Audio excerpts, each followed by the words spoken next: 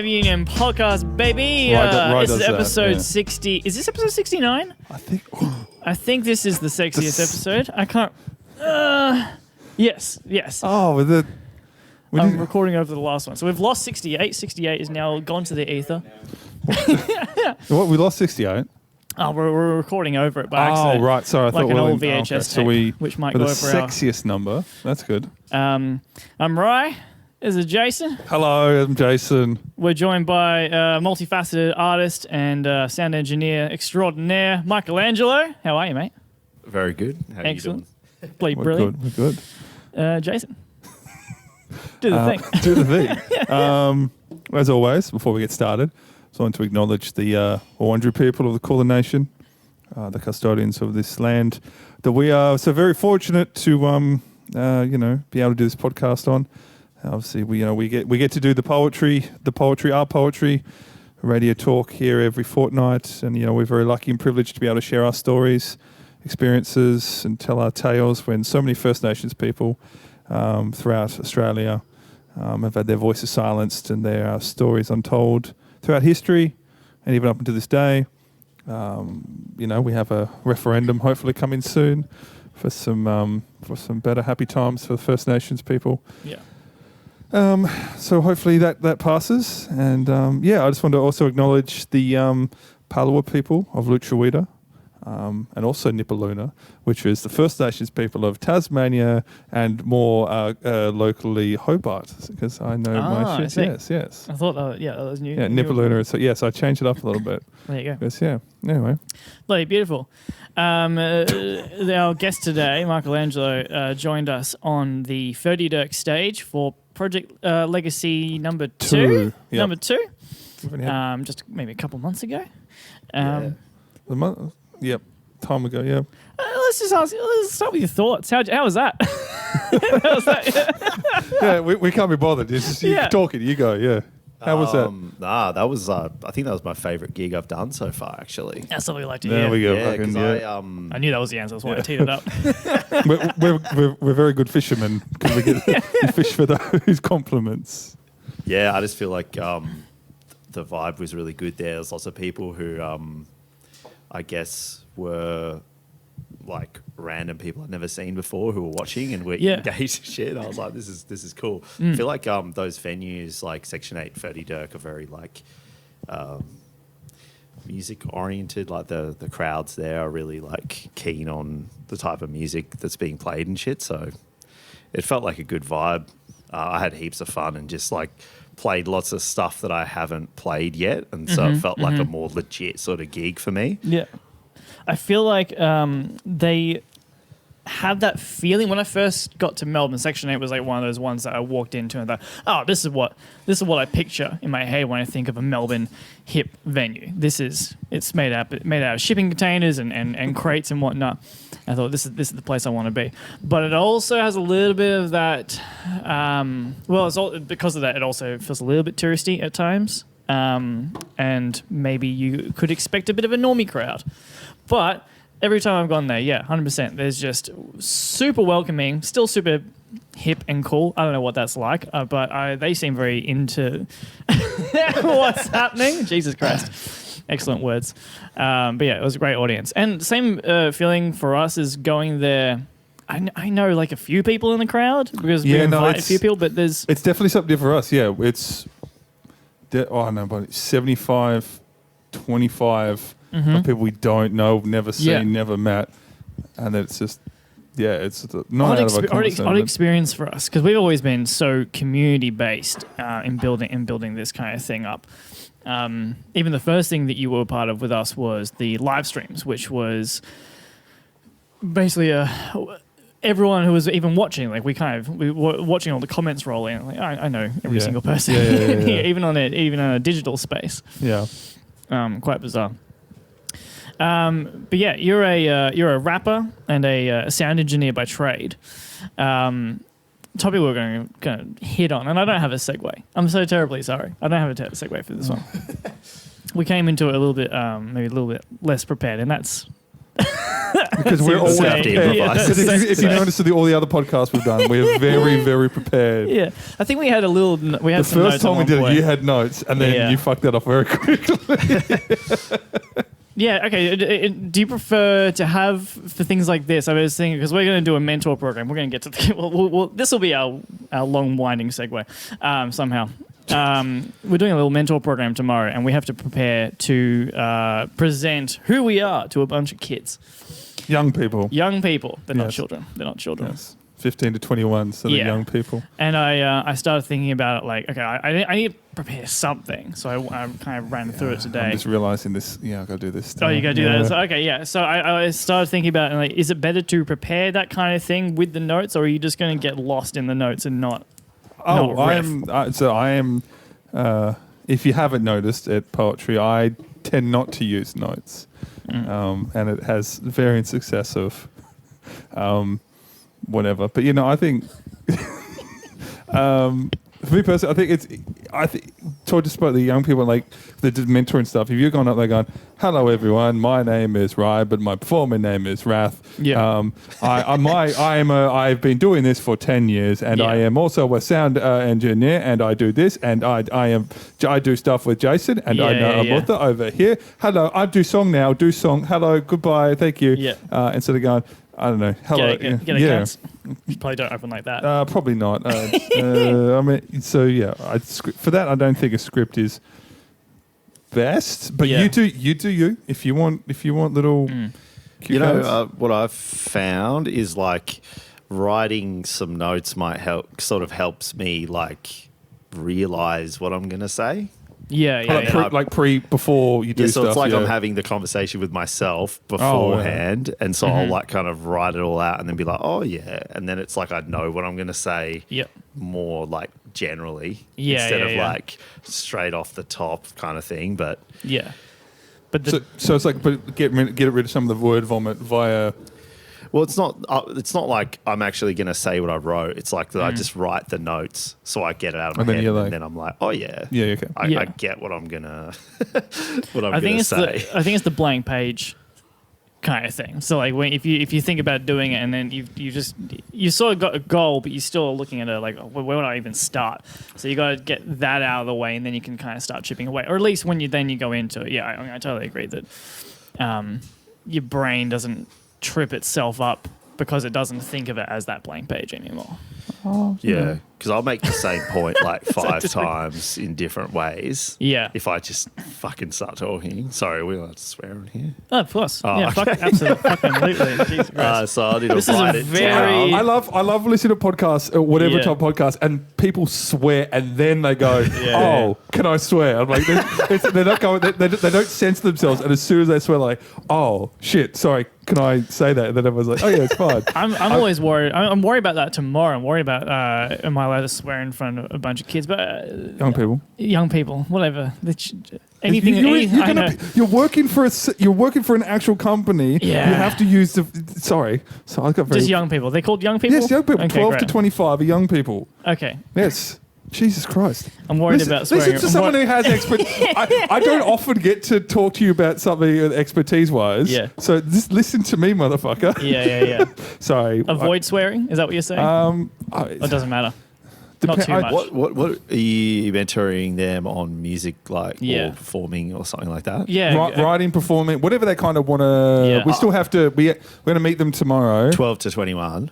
15 to 21. Oh, 15 to 21. Yeah. But yeah, whatever they kind of want to do, if they want to be doing more sound engineering stuff, Yeah. they talk to Rye. If Yeah. they want to do it, and that kind of thing. But mainly a lot of them want to write, perform, Yeah. record, sort of I thing. personally probably wouldn't swear. I don't know. I think maybe, yeah, no. I'm not going to go in like fucking gung ho, but I'm going to say some shit, no doubt. I think not maybe, to. yeah, because it is from, because also we are still we're still being employed by an organisation. That's true. Because we're doing it under Vibe Union, but we're still, Yeah. we're still part of an organisation. We're Sort hired of, yeah. by an organisation. We're contractors. We're not. This is the place to discuss this. It's like you got we like haven't a high already- school to do like a seminar. And you're Yeah. like, we're going to say If you want to come, Margaret, if you want to come back in 20 minutes, while Ryan and I hash this out. This feels legally damning. That sounds cool. Should be we good. all know what we're doing tomorrow. It's fine. Yeah, fuck yeah. Rye has vast experiences working with young people, and he's not scared or petrified of them whatsoever. I was a young person once. He does not even know how to talk to BB where she comes here. No, I don't. And that age is hard. I think 10? Yeah, 10's hard. 10 with ADHD, they're the most funniest, hilarious people in the world. I think I don't know how to. Oh, Jesus, I don't know, because you're not supposed to put it on, but also then I see people put it on and talk to kids, talk down. Just think about how the way you talk to me. Yeah. That's all you got to do. That's Okay. all, just transfer that over Slowly. Just think of just transfer that over, and that's it. With a little bit less swearing. That's all you got to do. Okay. Because I am an adult, but Yeah. just think about that. Okay. Anyway. Interesting. So you were a multifaceted artist. Right. I don't know. Again, I still can't think of a segue. What was the segue you're going from the mental? What were we talking about? I didn't have a segue. You just like that's what we're doing. Basically, I want to talk about trying to take, because Vibe Union has always done lots of different things. We started as more kind of hip hop, but at the same time there was still. We started as a performance group, not yeah. But under the Vibe Union umbrella, we've brought together hip hop and poetry and folk music and dance music and podcasts and all kinds of other shit.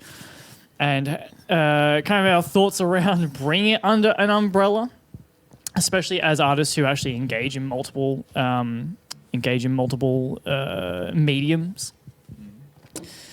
I don't really have any thoughts off the top of my head. It sounded like you're building up to a question. No, I actually have no to question. ask Mark It was funny because when I walked in, I was going to say, like, you guys do a lot of different stuff. Yeah. It seems crazy, like you're doing the poetry. You were telling me that you were doing like singer-songwriter nights. Mm-hmm, You obviously support like rappers and DJs and kind of everything. Yeah. It seems like you're sort of tapping into most aspects of like musicians or artists who perform in general. And I feel like your music as well, like what you do when you make stuff, seems pretty like you've got multiple roles and stuff. Yeah, for sure. So I don't know, it just popped into my head like as a topic of conversation. Well, because your music also has a lot of electronic elements in it as well. There is a kind of a dancey. I can hear the fact that you've been DJing house music throughout your life as well. Yeah. So it's not just a hip hop thing. First of all, which one came first? So were you more interested in hip hop or more interested in dance music when you were younger? Yeah, when I was like in high school and stuff, I grew up listening to like 90s hip hop, like Mobb Deep and stuff. But I was also like, my sister used to listen to rave music. Something about it, I was really drawn to it. So I was like obsessed with every kind of like rave or electronic dance music when I was a teenager. Yeah. And I used to listen to like what would have been tape packs like downloaded from LimeWire and just listen to them literally on repeat. I'd listen to these like hour and a half sets all the time. Yeah. I started off actually DJing, and that was like my whole life for like probably 7 years. Well, like, it was my whole life since I was like 13. Right. Pretty much when I moved here. Yeah. Which was like, so maybe like 10 years or something. So I kind of started off doing that. And I was doing mostly like drum and bass and stuff like that. And when I moved here, I like started getting into, I guess, like when I studied, I got into songwriting, and as soon as I started actually writing lyrics and stuff, I was like, oh, I can actually have a voice with this. And that sort of changed my thing. Do you have a concern? This is just something I've certainly thought about in terms of like going in multiple different directions, that you're not giving one thing enough time rather than it's the idea of it's the incomplete. I hate this fucking saying, the jack of all trades, master of none. The actual full saying. The full one's better. The actual full saying says the master of the jack of all trades actually beats out the master in 90% of situations. I can't remember how it goes. The master of one, This is best. I tried to do this on my podcast and I could not fucking remember it either. Doesn't matter. The point is, it's like it ends up being positive, right? It's like 100%. that he's Yeah. It's like if you know you can do more. if you're the stuff, master, yeah. if you're the master, you're the specialist, then you are fucking amazing at one thing, but you're only amazing at that one thing. And the generalist can do pretty well most things. And some people do well with just being able to do one thing very, very well. 100%. I think it's a Okay, personality type thing, really. Yeah. Yeah, I was always really worried about that thing. Like I remember one of my mates back in the day who's like a writer. Yeah. He was saying like you got to stick to one thing and just be really good. Put all your focus into this one thing. Otherwise, you're gonna like fuck everything if you try do all this other stuff. Even as a DJ, I remember like I used to listen to like drum and bass, but then I'd listen to hardcore and I'd listen to trance and house and like dubstep and breaks and everything. And I'd want to every week I'd be like, oh, I'm gonna do this style, or I'm gonna do that style. Yeah. And I met one of my friends who was a really great DJ, like probably the best DJ I ever met. And he taught me a bit, but his style was like, he had like one style and it was really fucking cool because like when you saw him play, it was just like him, like you knew his sound. It was like really tight. And I often was like, I really want to be like that, but I can't help what I'm into. And all the shit I'm into is like, it's like his color palette was like black and my color palette was like all these other sort of different colors and shit. And I like felt like I didn't have any like consistent or unified sort of thing in what I was doing. Well, I guess like if you're it's about like if you're just really good at one kind of thing, but if you if you're really good at it and you enjoy it, you enjoy it. You can literally strip away any type of fat, and you just use a scalpel and just like do lyric writing or DJ. I don't know anything about DJing. You know, Great. it's that kind of thing. But it's like if you're talking about the personality stuff, but like if you're really really good at it, you can kind of tell that person, you're saying about your friend, kind of seems like you can tell that they're very much enjoying what they're doing and they're very good at it. And it's not like, because if you look at sort of, to compare to people on TikTok and stuff or whatever, sometimes they've just got one shtick and that's their video is just one thing and they do that and everyone loves it and they do something different. Yeah. And I'm like, it's not really, it's just a bit of a, it doesn't really matter. But if you're like really, if you're really, really good at one thing and you might, that's all you know, but if you've just honed that skill so much, and it's just like, well, I don't need to do anything else. Because sometimes some people's brains is like, no, if this is all I need to do to enjoy whatever craft I'm doing. I think that's the point I'm trying to make. Yeah. Is I don't need to enjoy anything else because I've reduced this down to exactly what I like, what I enjoy, and I don't need anything else. To counter the fear, though, of not placing enough time into that one thing is, to use another saying, is putting all your eggs in one basket. So if you do become, probably a better example is maybe not music or that kind of thing, but rather like you become a dancer, you become a gymnast or something like that, and then you fucking have an accident, you fucking break a leg, break a back, what have you, or even just also like age, like you've got a very small window, which is just sort of an unfortunate side to things with that kind of activity. But like same thing, I think with music. I use my brother as an example because me and him are we both branch out in many different ways, but still he focused in on being a jazz musician and is an amazing sax player, an amazing clarinet player. That's his thing. And then I throw myself into fucking everything and a different thing every fucking week. And I've always had that fear that at his young age, he's also more successful in a monetary sense, at least, and getting a lot more gigs than me. So maybe in many ways. But I've always had that fear. But then the thought of, but then he also complains that like, well, jazz isn't popping. Jazz doesn't, like, there's a scene here, but the ceiling is a lot lower. And so if you focus in on one thing, and especially if it's the enjoyment thing, like I only care about doing jazz, especially if I only care about doing bebop, like an older style of jazz, and then suddenly the interest has dried up, where do you go from there? Yeah. I remember I played clarinet when I was a kid, and I was pretty good, but then I got to a point where I like went to a tutor or whatever, and they were like, so are you going to do classical or jazz? What are you going to do? And I was like, I don't want to do either of those. Yeah.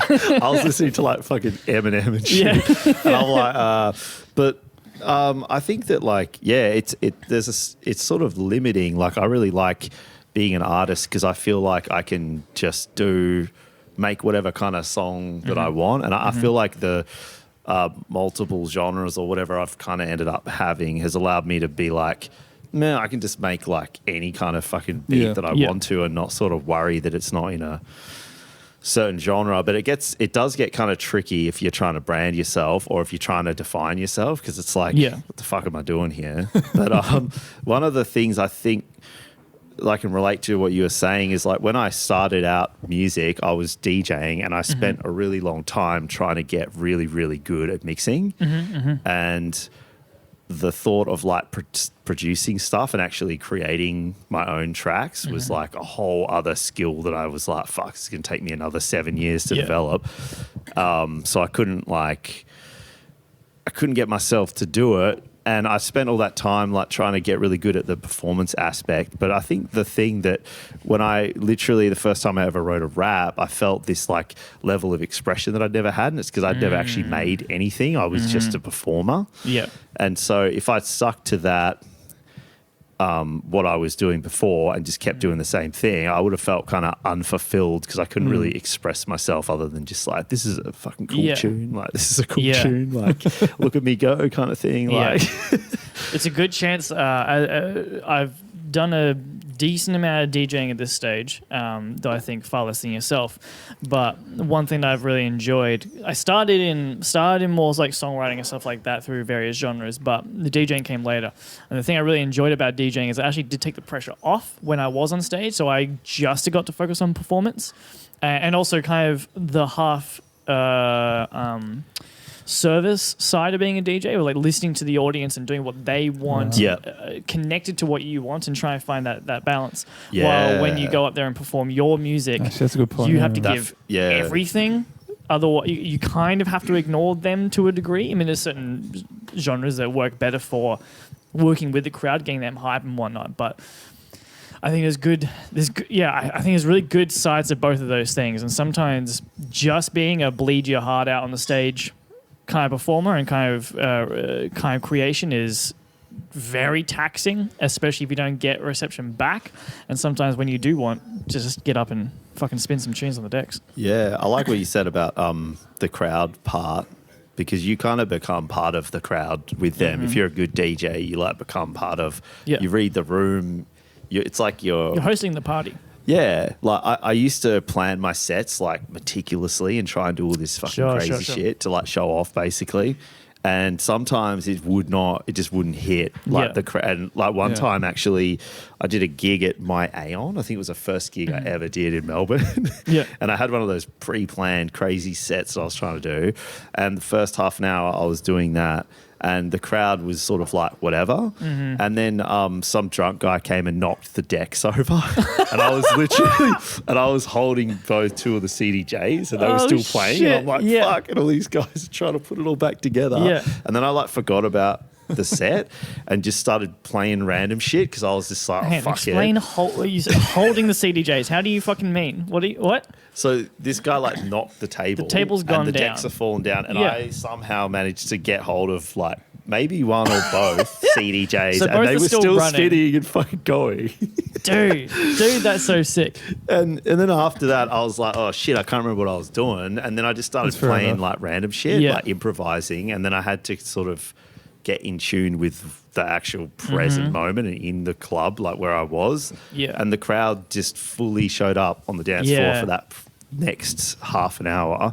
And at that point, I realized that this crazy planning isn't necessarily relevant in a live setting, because like you really, if you're not in the room, you're like in your head, kind of like doing all this shit, and you might as well not even look up and even be there. It's kind of like you're.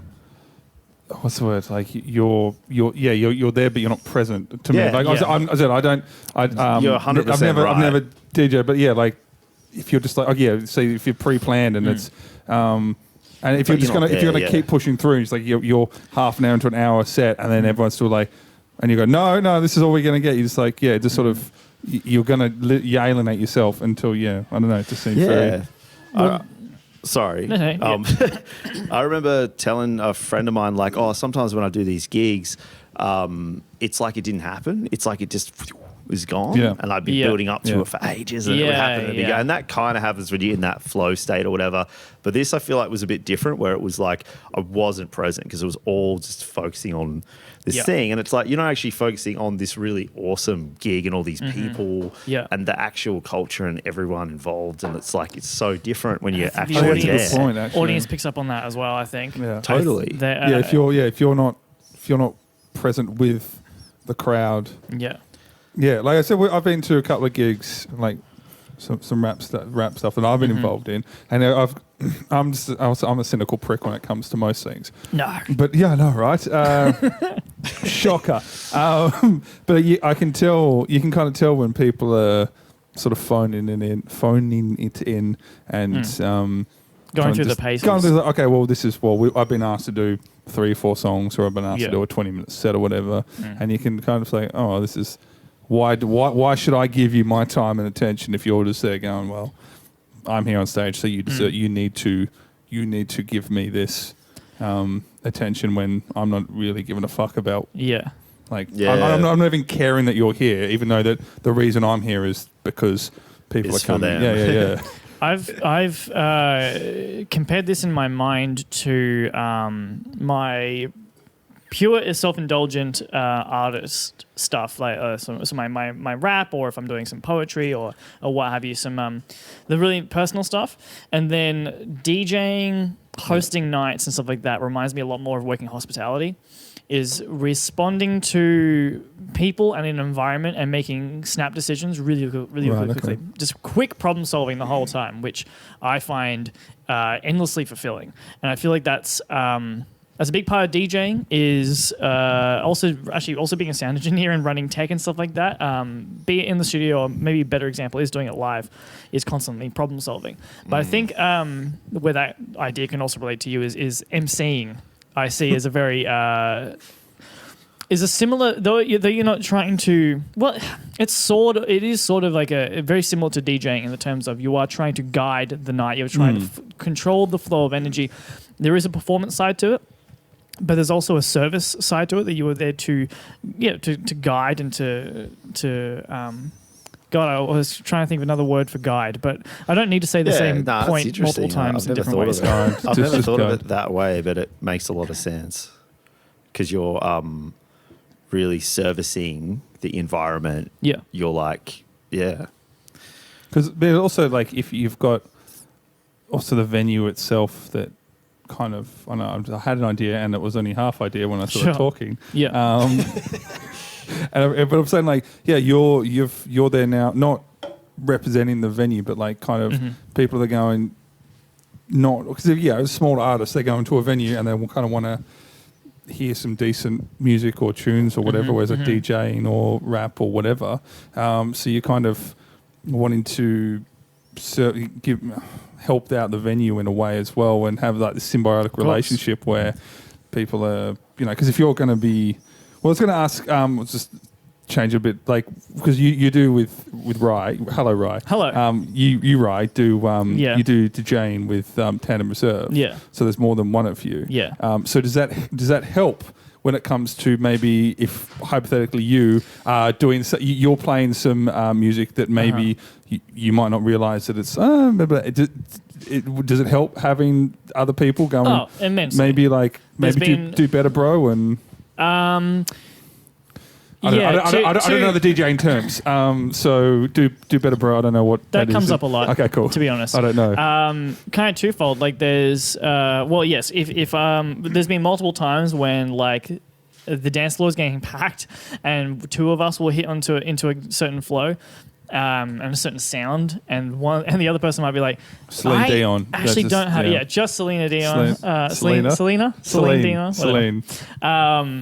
And then one of us will be like, I don't actually have anything to match this right now, so I'm gonna get out on the dance floor and just dance. Okay. Or go and get some more drinks or something like that. So that's usually the case. Or maybe head out into the bathrooms and find something else to do.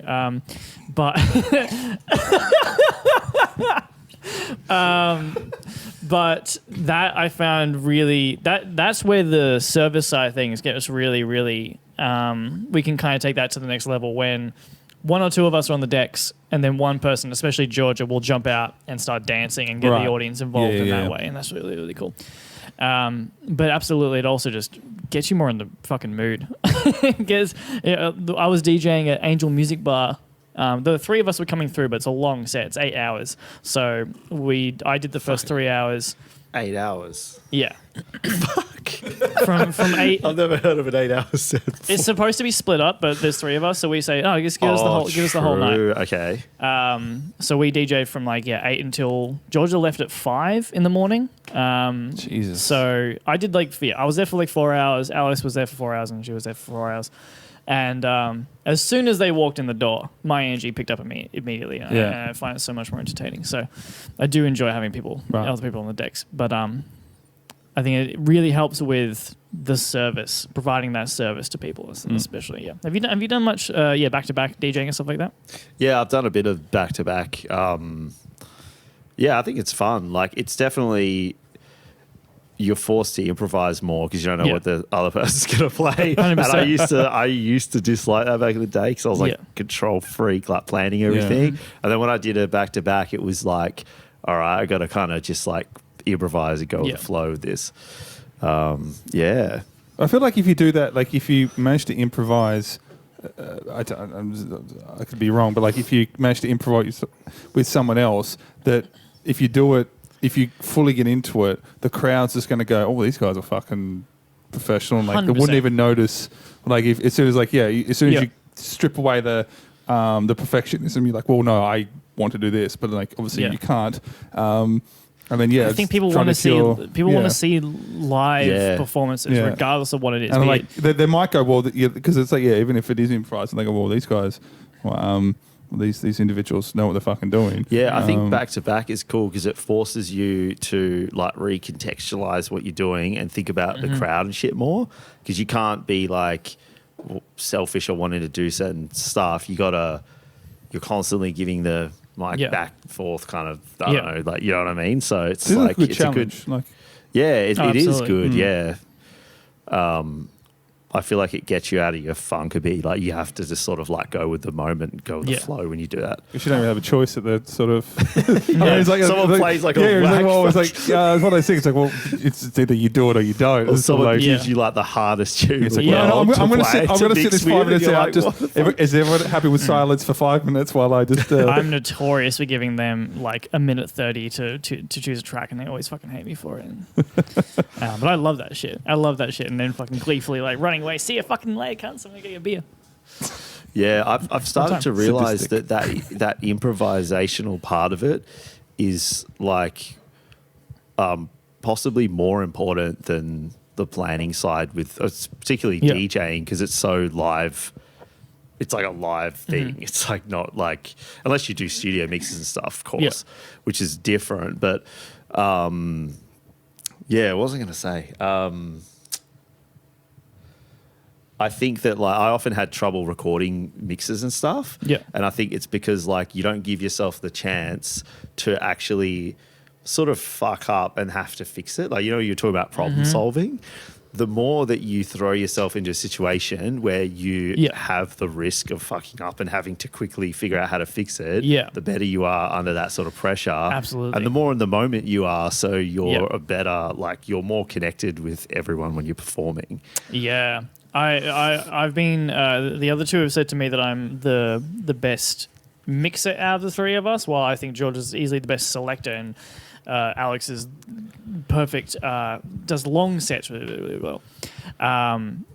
But when they said that to me, I realized that I think it's because I've done a lot more fly by the seat of your pants live stuff, and so when I'm mixing, I have no fucking plan what I'm going to do, and I just throw a bunch of effects on, just hey, that works. That was pretty cool. All right, fucking see you later, guys. I'm out. I remember there's a couple of times you're did that? I remember it was being Lucky Cock or something. Did that set all right? I'm Why has to be? He's like, because you know nothing of the nuances of DJ, and so I want the knowledge of the average Joe. I'm like, I didn't. He's like, because I think I fucked up there. I'm like, I didn't hear anything. So yeah. Well, the audience doesn't fucking know most of the fucking time, but I think that live experimentation and live improvisation, there is that risk, but that means the reward is so much higher, and the audience sees that. I think and you develop like this I don't know, like lack of a better expression, like you develop like this muscle or something, or this like mental sharpness from actually having that experience, because I feel like that's much better practice than being like crazy prepared or something, because you actually physically need to execute with, like, do you know what I mean? Yeah. So it's like if you're getting a lot of experience where you have to sort of sweat it and like figure shit out, like you're going to be way more calm and better at like pulling shit together. I guess you probably relate to that if you've done a lot of live, like you were saying, you've done like live engineering or like hospitality, that kind of thing. All I of feel those like, things, come together like that. Because I've like mostly done like studio engineering and producing. So like first time I ever did like some live stuff was like last year, and fuck, it was so crazy and different. It gets I was like, this stressful, is fucking insane for me. Like the pressure was really different, and you have to solve problems like really fucking fast. That's all. It's That's actually what fuck. live sound is. I don't think like. Obviously, your goal is to have a good mix, but that is absolutely secondary to just make sure sound is coming out at all. Make sure that the gig's actually working. And there's always a thing, like no matter what. I think you always expect, like, if I know what I'm doing, then you kind of expect everything's going to be right and it's just going to flow. But there's something always happens no matter what. And the real skill is being able to problem solve it, I guess. And have a good bag of tricks. You got to have a good bag of tricks when you come out. And I mean, like, literally, you just need a little bag of adapters for everything. That's my biggest tip for anyone doing live sound. Have a little bag of every fucking adapter you could possibly ever need. And gaffer and blue tack, both of those things. You heard it here first, folks. How do you feel about emceeing versus, like, reciting poetry? Because... no, that's the question. That's the question? That's the question. That's the question? Yeah. In terms of problem solving as an MC, like watching that flow of the night and responding to the crowd. Because there's a lot of this is not a usual MC position here. Like I've seen other MCs out there who are, especially doing it in like a bigger room, you're doing a lot more of it's a bit more scripted. And there is a script to some of the stuff you do, but it's almost more of a bit that, like, I do this every week, and that's kind of part of the gag. No, I said I think. I mean, if I'm able to get a bigger room, I'm going to be exactly the same. Yeah, sure, 100%. I think. I mean, I said we've had some issues in the past. Some things happen. And for me, dealing with being an MC is you're kind of responsible for the night, like that's your role. Like you're like everyone not looking to you for guidance, but I'm like, if you don't do anything about something, like it's sort of like that's anxiety inducing a lot of the times, trying to figure shit out. But like reciting poetry, give me 50,000 people. I don't give a fuck. Like, I can give me. I said we talk about Slammer Lammer, the competition. Give me 400, 500 people that I've done it. I don't give a fuck. I will black out. I will give do not care. So that's very much in that situation. You really are like reciting just in your own space. Right? I am blacking out. If I do it properly, responding I black out. And then I go, oh. What happened? That kind of thing. Whereas with MCing, I'm fully conscious of every, like, I need to. When you say black out, are you talking about going into that zone where you just fucking gone? No, I guzzle. So it's like no issues for you. No, I've got a bottle of vodka with me, and I just down that before I go up. I don't know what's going on. No, if I do a good job. Because I've gone up and done poetry before at competitions and shit, and been shit, Yeah. or I've performed. I've actually rapped before, and if I do I've seen well, it. I don't really remember what I Yeah. did, and then it was that was really good. I'm like, thank you. I don't because if I've done well and I only remember when I fuck up. I don't remember when I do well. Mm-hmm. That's my annoying thing. So if I don't remember what I did, I've done well. So last time I Sure, performed was sure. at Young Gods like a year or so ago. Yeah. And I don't remember performing because everything went swimmingly and perfect. I didn't Interesting. fuck up once, whereas I can remember all the other times where I fucked up. Yeah. I don't remember that performing at Young Gods. Do you record yourself so you can like go back and be like, oh yeah, I don't have the ability to really record myself. So I mean, you're just on your phone at a get live someone gig. No, to I record don't- it, oh, I and then don't. you can be like, oh sick. it's a. Oh, sick. And you're like, That's, how do you know how I? right. What do you know? How do you know what I sound like? It's all I say. Oh, sick. I don't. No, I just like, oh no, this is good enough, and then I go up, and then no, I should probably just listen to myself back, but I don't. I have a less serious little sidebar here, but mentioning the vodka. Do either of you have kind of the most drunk you were on stage, and any Never. tales to go along with that? yeah, Yeah.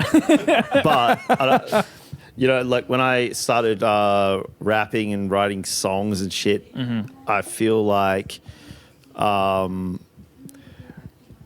level of pressure, and you're putting yourself out there, you're being like Yeah. vulnerable and everything, and I take those gigs a little bit more seriously, so I have never gotten drunk for rap gig. I think the same. I don't think I've been Yeah. But I've blind gone while rapping. Fucked for DJ gigs Yeah. before, man, like crazy. Yeah. I did like I was trying to get this gig with this group. I don't think they exist anymore. But they were doing I hope like this is the tale of why. they were doing like drum and bass events in Melbourne, and I was trying to get a gig with them. And they invited me to like a party to do like a little mix, and I went Yeah. there and like did all this networking by myself. I'd never go to a party on my Yeah, own, yeah, but I yeah. really put in. Hell yeah, I hell yeah. met them and did all this shit to get a gig, and then I made a promo and did all this crap. And then on the actual night of the gig, me and my friend like roll in, and we both got like a 6-pack of Cooper's Sparkling Ale each. Yeah. Just like bombed it out, and we like drank a whole bunch and then left a couple and like hid them like out in the car park somewhere. It was actually a fucking laundry, so we were like out in the car I've done park exactly somewhere. the same thing. I've got a great spot near laundry in a car park where you can stow some beers up on a little and electrical box. I was like that kind of drunk where I was like really, really fucked, but I thought I was completely sober. Oh, God, that's dangerous. So I thought I was like good, and I come up and do this set, and I've totally planned this from top to bottom, like 100%, every fucking BPM, where to put everything, how to do every single transition completely, right? And like a lot of it was like, I'd sort of pre-planned what all the tempos were going to be, so it would be very hard to fuck this set up. Yeah. And You did? I was witnessing myself doing shit and fucking listening and fucking up stuff in a way that I've never fucked up before in my life. I love that term. I was witnessing myself. It was just like, I remember. you were just like, don't do it. And your brain's like, no, I have to do I this. still can't figure out. Like I was like, I made some errors which I fixed in a way which I thought would permanently fix it, and then I would continue to somehow fuck the tempo and do all this stuff over and over again. And it was like, I've never had a gig where I was doing that horse gallop thing, like thing. And that was the gig where that happened. And that was the only gig that I've ever done where they recorded it. And and they sent it to me, and I was like, fuck. This is you. This is what. Did they say anything? Nah, they were like, "Oh, great set," like because Jesus, nice. All right. to be fair, I think that the good thing about it was the selection was good, but every single transition was like absolute train wreck. It was like real bad, and I bigged myself up heaps and did all this shit. Yeah. to get the gig, You do but it once, or maybe multiple times. I've definitely done it multiple Oh, times. you but you've done it multiple times? I've definitely done it multiple I times. think like you don't want to when you actually get those gigs that are important, you don't want to get like wasted because you're a bit like nervous, and you can really sabotage a gig that way. 100%. I think if you're 100%. rapping, like, unless if it's some people might be able to, I mean, it doesn't matter really, but some people might be able to do it absolutely wasted or think they can do it. Think they can do it. They think they can do it, which is annoying. We've seen it. Yes, we've seen it. We've seen it, yes. No names. And I end up putting a hole in my t-shirt. I was so annoyed. No, but I think the only time that, well, I guess this is when I was at poetry. No, the only time I was, it was the Slammer final, whatever, and I didn't think I was going to the next round. I hadn't really eaten much. So I'm like, okay, I'll go grab a beer. So I had I think I had a pint and a half, and it's gone straight to my head. And then they're like, announce the next round, and my name was in there. I'm like, well, fuck. I wasn't expecting this. But yeah, I think that if that's that's probably the most hardcore. Yeah, that's it. Slightly tipsy at poetry. That's how hardcore I am. So mine was a DJ gig, but it was more like it was actually like live electronic. So we had like drum machines and synths and stuff like that. And it was at a house party, and they said we were going to be on early, and then they pushed. They said we are going to be on at like 8. It was just a house party, so it was low pressure, but it ended up being more like 11:30. Jeez. And I got completely plastered, and could not really understand what the controls were, because there's just too many fucking buttons and shit. So I was like, I don't know what any of this is. And we ended up doing I just feel like we just went for a long time over very repetitive shit. We actually had someone come up to us and say, you need to fucking switch it up. So that wasn't the worst part. Our set fucking sucked because I was too fucking drunk. The worst part was that someone came up to me and said, I smell like burning, electrical burning. And actually, I smell that too. And then I went over to our gear, and because it was a house party, it was in a house. We were playing in the kitchen. That's usually where they are, yeah. I had put my DJ bag onto the stove and turned it on, and it was an electrical stove, so it wasn't fire. I didn't see it. There was just a red hot plate on my DJ bag that had now burnt quite a substantial hole through my DJ bag. Still a good DJ bag. It survived, but that was. So that was the only thing that was on fire that night. I fell into the fire. I fell into a fire twice until my mate pulled me away. No, third time's a charm. I'm good. That was stupid. That was definitely one of the worst ones. There's too much burning involved in that night. Would it be unorthodox for me to go for a toilet break? Nah. Well, you know what? What time? No, you know what? It's actually 47 minutes good, into okay. it. We're going to wrap it up here anyway. It's a perfect time to wrap it up. Are we going to keep that toilet break in? Yes, 100%. That's going to be the first clip that I clip now. Much like what we've been talking about. Like it needs to be live. Yeah, it needs to be live. You have to have a pint during the podcast. That's the whole fucking point. No, of the podcast. I want to, but when I drink lots of liquid, I need to piss like every 20 minutes. Well, on that note, music by Sixpence. And thank you very much for listening to the podcast. If you like what we do, subscribe to Patreon. Hey, we've got a merch store now, by the way. You can actually buy our shit online. So go to vibeunion.com.au, click on merch. It'll take you there. You can buy a book. You can buy a tote bag by Kelsey Jean. You can buy Jason's book. Yeah. Do you have anything to plug? Anything you want to talk about? Shit. All right, man. Follow Michelangelo on Instagram. I'm Michelangelo. I'm a rapper, producer. I'm actually not a DJ, even though I talked about that 90% of this fucking thing. But Michelangelo the rapper on Instagram, if you want to check me out. Hell yeah. Right, we'll not tag you in the description because you I never always forget remembers. to put links in the description, but I'll try. We good? We done now? Michelangelo can use the lavatory and finish it off there. I think that's it. Fabulous. Yeah, lovely. Thanks so much. Beautiful. That's a podcast, baby. You.